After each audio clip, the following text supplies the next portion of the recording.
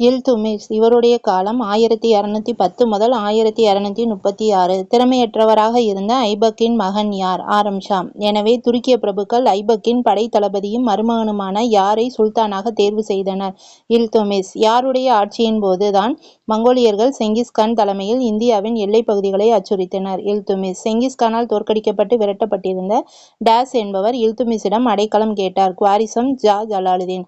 குவாரிசம் ஷா ஜலாலுதீன் வேண்டுகோளை ஏற்க மறுத்ததன் மூலம் இல்துமிஷ் யாருடைய ஆபத்தை தவிர்த்தார்? மங்கோலியர்கள்.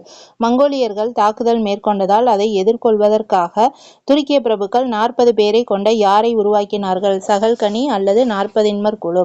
இல்துமிஷ் தனது படைகளில் பணியாற்றியோருக்கு டேஸ் வழங்கினார்? இக்தாக்கள். இக்தாக்கள் என்பது நிலங்கள். இராணுவ அதிகாரிகளுக்கு வழங்கப்பட வேண்டிய ஊதியத்திற்காக கொடுக்கப்பட்ட நிலத்தின் பெயர் என்ன? இக்தா. நிலத்தை பெற்றவர் டேஸ் என்று அழைக்கப்பட்டார்? இக்தாதார் அல்லது முக்தி. தனது படைகளையும் குதிரைகளையும் பராமரிப்பதற்காக டேஸ் தனக்கு வழங்கப்பட்ட நிலங்களில் இருந்து வரி வசூல் செய்து கொள்வர்? இக்தாதார். ஐபக்கால் தொடங்கப்பட்ட குதுப் மினாரின் கட்டுமான பணிகளை நிறைவு செய்தவர் இல்துமிஷ். 26 ஆண்டுகள் ஆட்சி செய்த இல்துமிஷ் எப்போது இயற்கை எய்தினார்? 1236 ஏப்ரல் மாதம்.